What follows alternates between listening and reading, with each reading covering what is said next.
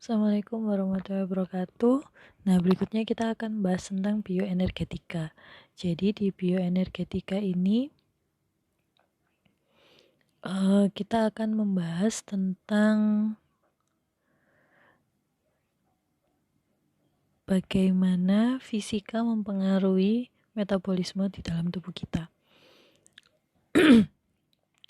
Nah, sebelumnya kita bahas tentang energi. Energi itu apa? Energi itu dia kalau dari konsep fisikanya itu dia terkait sama kondisi sama proses. Di mana energi itu adalah suatu kondisi statis dan juga dinamis, dan dia prosesnya untuk memperoleh atau melepas. Nah, nanti kalau energi ini dia bisa dibagi menjadi dua berdasarkan pada kondisinya. Kalau kondisi statis atau dalam keadaan diam itu namanya adalah energi potensial, sementara kalau kondisi dinamis atau dalam keadaan bergerak maka dia disebut dengan energi kinetik. Nah, kalau misalkan dibandingkan antara energi potensial dan energi kinetik, itu hubungannya adalah kalau energi potensial itu dia di posisi sama ketinggian. Kalau energi kinetik itu hubungannya dengan besar massa dan kecepatan. Ingat rumus fisikanya, kalau energi potensial itu adalah setengah kali kx kuadrat, sementara kalau energi kinetik itu adalah setengah mv kuadrat, di mana pada energi potensial makin kaku benda tersebut dan semakin diregang maka energi potensialnya akan semakin besar, sementara di energi kinetik semakin besar massa benda dan semakin cepat dia bergerak maka semakin besar energi kinetiknya. Ada satu hukum yang menjadi hukum utama dari energi itu adalah hukum kekekalan energi, di mana energi itu dia tidak dapat diciptakan, tidak dapat dipunahkan, dan hanya berubah dari satu bentuk ke bentuk yang lain. Itu adalah energi. Dia adalah sigma EP plus EK sama dengan 0. Nah, ini adalah persamaan dari kekekalan energi. Nah, kalau hubungannya dengan tubuh manusia atau bioenergi, maka kita akan ngomong tentang ATP. Jadi energi di dalam tubuh manusia itu hubungannya adalah dengan ATP. ATP itu apa? ATP itu adalah adenesin trifosfat yang merupakan nukleotida bebas yang mempunyai 3 gugus fosfat yang merupakan sumber energi utama dari tubuh kita. ATP ini didapatkan dari banyak persamaan-persamaan atau reaksi-reaksi kimia di dalam tubuh. Ini ya. Kemudian, bagaimana cara mendapatkan energi atau ATP tersebut? Itu dengan cara namanya adalah metabolisme, di mana metabolisme ini adalah suatu proses reaksi kimia yang di dalam tubuh yang digunakan untuk memperoleh dan melepaskan energi. Kalau di dalam tubuh manusia, energinya itu ada banyak. Ada energi kimia, ada energi termal, energi dari kontraksi otot. Kalau kontraksi otot berarti termasuk EP apa energi kinetik. Nah, kemudian ada energi aliran darah dan lain sebagainya. Coba kalian sebutkan nanti apa yang termasuk energi potensial dan apa yang dimaksud dengan energi kinetik.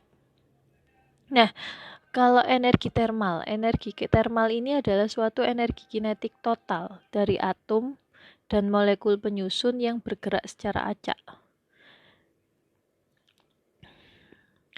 di mana energi kinetik rata-rata dari gerakan atom dan molekul penyusun zat itu hasilnya adalah suhu. Aplikasinya dalam bidang kedokteran untuk biotermal ini adalah termometer.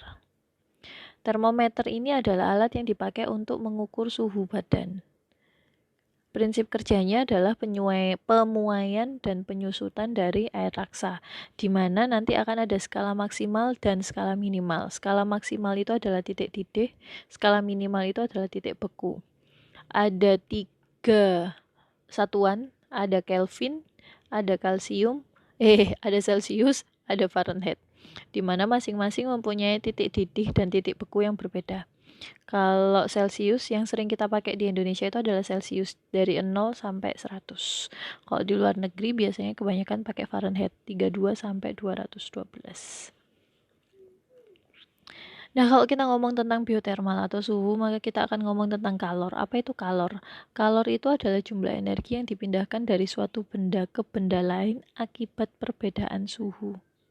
Satuannya adalah joule dan kalori, di mana 1 kalori itu sama dengan 4,2 joule. Kapasitas kalor. Kapasitas kalor itu adalah jumlah energi kalor yang dibutuhkan untuk menaikkan suhu dari suatu zat sebanyak 1 Celcius atau 1 Kelvin. Di mana kapasitas kalor ini spesifik pada suatu zat tertentu bergantung pada satuan masanya.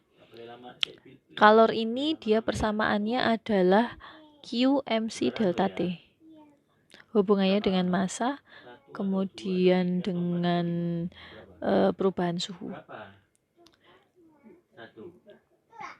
Nah, perpindahan kalor ini dia ada beberapa mekanisme tergantung pada medianya. Kalau konveksi itu dia adalah media alir atau fluida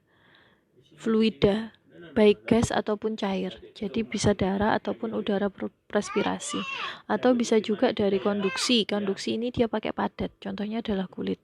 Bisa juga dengan radiasi ini memakai media gelombang elektromagnetik. Nah, hukum termodinamika ini dia adalah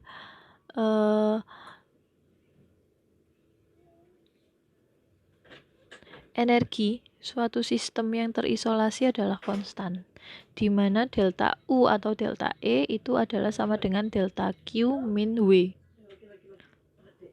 Kemudian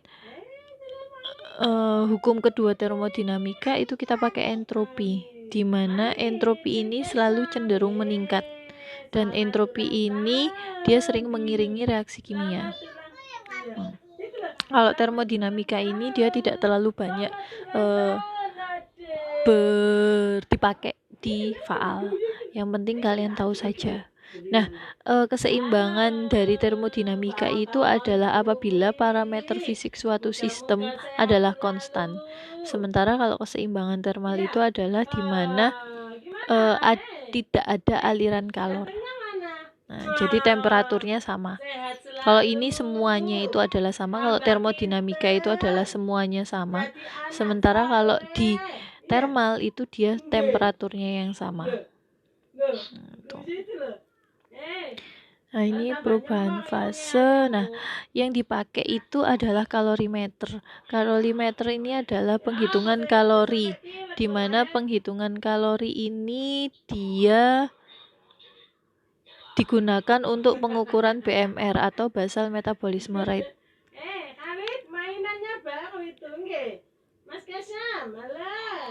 Oke, mungkin itu dulu.